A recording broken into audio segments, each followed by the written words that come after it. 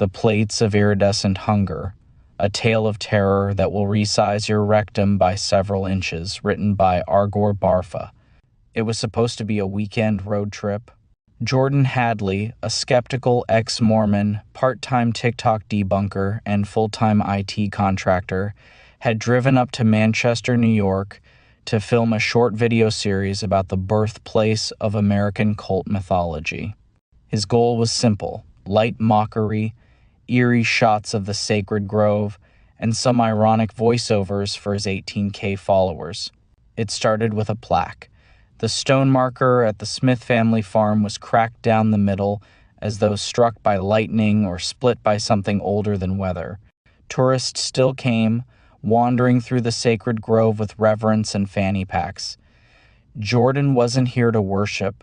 He came with a drone, a GoPro, and a cynical grin. That evening, while exploring the edge of the grove, far from the paths maintained by the LDS Church, he found a small rise in the earth. A mound, half sunken, covered in tangled, thorned ivy. Something was buried there.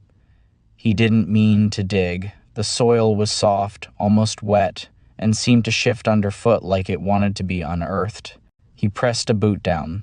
The ground sighed. Then he saw it, a metallic glint, dull but distinct. He thought it was an old tin, maybe some buried trash from the 1800 seconds.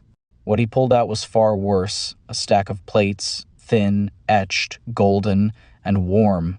Not metaphorically, or literally warm, like flesh warmed by breath.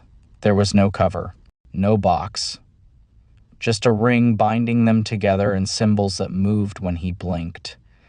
That night, the sky clicked. He didn't notice at first. The motel TV fuzzed out, and the lights stuttered in a pattern. Long, short, short, long. Morse code, a prayer, a warning.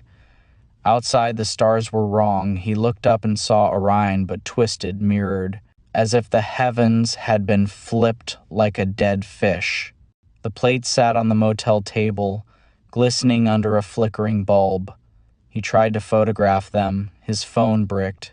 He tried to leave. They were already in his bag, though he was certain he hadn't packed them. When he opened them again, the words were English. You are the seed of the final prophet, the flesh of the retranslation, the mouth.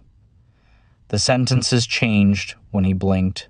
They rewrote themselves in his handwriting, then in his mother's, then, chillingly, in the handwriting of a girl he loved in 5th grade who died in a car accident. He tried to return them to the grove. The path had vanished. Trees leaned in. The air smelled like wet parchment and pennies. Somewhere in the branches, something sang, a high-pitched ululation that rose and fell like a question being asked of time itself.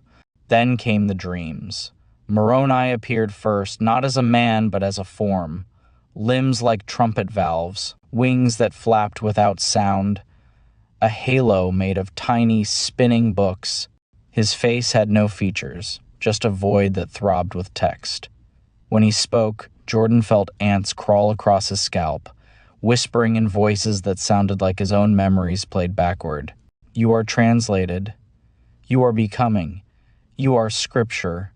Waking offered no refuge. The plates now multiplied. Each night a new one appeared, slick with some sort of translucent secretion, etched with verses that bled when touched. And then came the beings.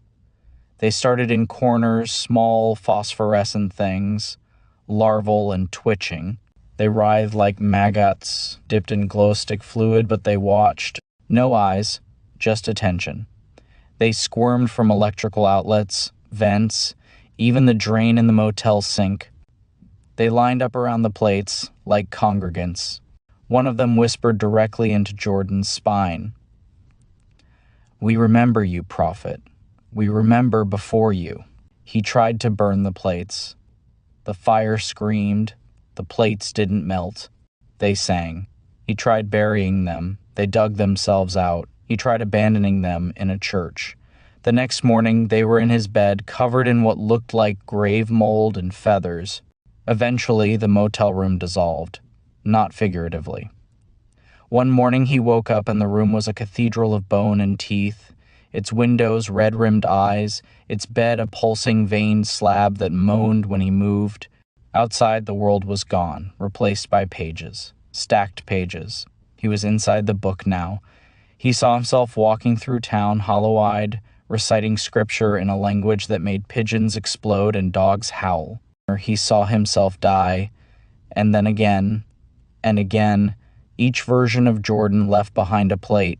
You may find one in a field, in a thrift shop, at a garage sale in Salt Lake.